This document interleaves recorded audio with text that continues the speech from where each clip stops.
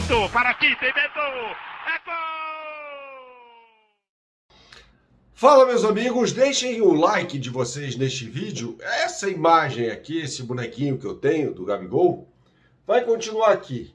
Tá? Já é tradicional aqui no cenário, tá? Eu gosto de deixar o Gabigol aqui, aquela coisa toda ao lado da placa dos 100 mil no YouTube.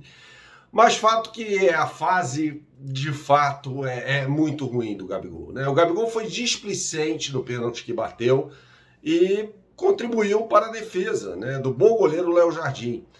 Veja, a história desse jogo tem que ser contada pelo pênalti. Não tem outro assunto que não vá dominar as conversas nesta segunda-feira, a não ser o pênalti perdido pelo Gabigol. A defesa do Léo Jardim foi boa? Foi, claro que foi. Foi uma defesa importante do goleiro vascaíno e tal. Eu acho que ele se adianta, inclusive, mas o juiz deveria ter mandado voltar? Sim, deveria. Mas o Gabigol bateu muito mal, né? E eu discuto até, eu sempre discuti essa história de o Gabigol ser um exímio batedor de pênalti. Afinal de contas, de 65 na carreira, ele perdeu 10. Né? Então tem aí uma grande amostragem de pênaltis perdidos.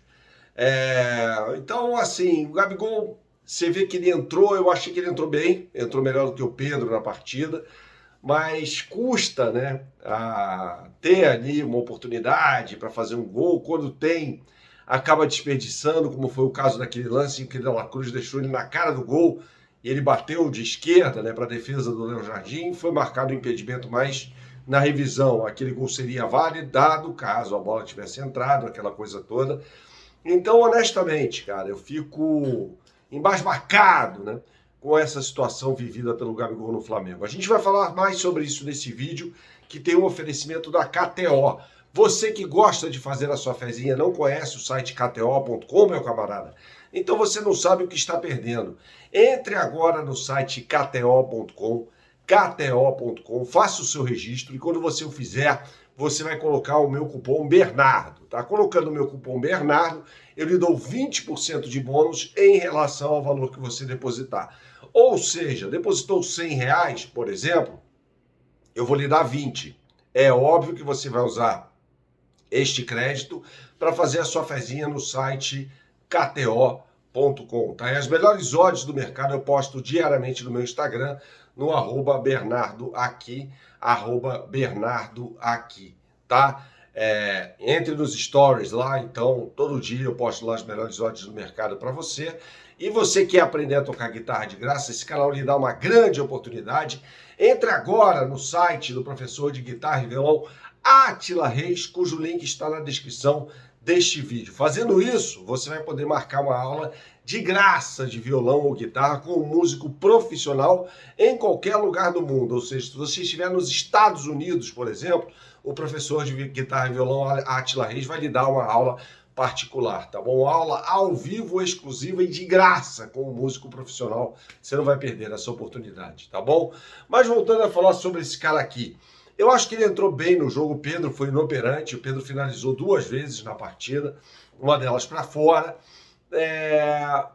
E o Gabigol entra fazendo aquilo que ele sabe fazer melhor, ou seja, receber a bola em profundidade. Ele recebeu uma bola do De La Cruz em diagonal, entrando em diagonal, batendo para a defesa do goleiro Rossi, né? Do goleiro Rossi não, do goleiro Léo Jardim, tá? O Vasco não jogou mal, mas eu vou chegar lá, né? O Gabigol ainda se posicionava, tal, recebeu um cruzamento, meteu uma bola de cabeça, aquela coisa toda, e teve a sua grande oportunidade no pênalti, né? Foi pênalti, sim, houve muito protesto dos vascaínos, mas foi pênalti, sim, cometido em cima, pelo João Vitor, em cima do Arrascaeta, e tava na cara que o Gabigol ia bater aquele pênalti. E ele bateu, e bateu mal e perdeu. O Léo Jardim defendeu. Eu discuto se o Gabigol deve ser mantido como principal batedor do Flamengo pelos números que eu dei no início deste vídeo. Eu tenho dúvidas, tá? Mas fato é que ele entrou, na minha opinião, não estou passando pano pro Gabigol não, mas na minha opinião ele entrou melhor do que o Pedro no jogo. Mas o Flamengo não jogou bem. O Flamengo, para mim, jogou melhor do que o Vasco. Mas o Vasco havia, até o pênalti, criado as 2 melhores oportunidades de gol, né, com o Verratti em ambos os casos, né, naquela jogada em que o Verratti dá de cabeça no primeiro tempo, o Léo Pereira faz uma defesa, né, praticamente, né, ele tira a bola em cima da linha, e no segundo tempo, né, quando o Léo Pereira também se desdobra ali, o Rossi falha, o Varela falha, e o Léo Pereira, de novo, mais uma vez, acaba fazendo uma grande intervenção, evitando um gol certo do Vasco da Gama. O Vasco que tinha uma jogada só, que era a bola do Piton para o Verratti. Essa era a jogada do Vasco, o Paê eventualmente recebia a bola ali pelo lado esquerdo, cortava para dentro para tentar o chute, mas essa é uma bola cantada, todo mundo sabe que o Paê vai fazer isso. O Pulgar, no primeiro tempo, acabou rechaçando de cabeça, aquela coisa toda, mas o Vasco se resumiu a essas duas oportunidades. O Flamengo teve mais o controle do jogo, e eu quero falar sobre um camarada dois, aliás, que jogaram nessa partida. Primeiro, o De La Cruz. De La Cruz não fez uma partida de encher os olhos, não, mas colocou o Gabigol na cara do gol, né?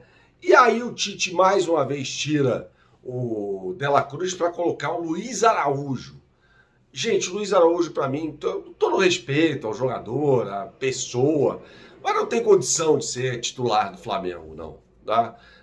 Nem titular, ele já não é, ele perdeu a posição para o De La Cruz, nem reserva. Eu acho o Luiz Araújo um jogador extremamente afobado, é voluntarioso, aquela coisa toda, mas não tem condição, né? Ele recebeu uma bola ali no segundo tempo, em que ele fez um cruzamento bizonho para o Gabigol. É um jogador que tem várias limitações. E o lado direito ali do Flamengo fica muito comprometido, né? Quando o Wesley joga também, né? O Wesley é um jogador que pode vir a ser um bom lateral direito um dia, mas ainda não é. É claro que o Flamengo foi prejudicado pelo mal-estar do glorioso Ayrton Lucas, né? Que sentiu problema estomacal ali antes da partida começar. O Varela foi deslocado para o lado esquerdo, não é a dele, foi uma nulidade, né? Foi absolutamente nulo no jogo. E o Cebolinha foi o titular, mais uma vez. A gente já tinha falado aqui no canal que o Tite tinha acertado na estratégia para esse jogo contra o Vasco, mas, cara, o Bruno Henrique é mais jogador do que o Cebolinha, né? Então eu acho que o Bruno Henrique tem de ser titular desse time. Foi o primeiro clássico, apenas o primeiro grande teste para ambas as equipes, e eu espero mais do Flamengo. Eu espero mais do que o Flamengo mostrou nessa partida. Saudações, até a próxima e tchau, tchau.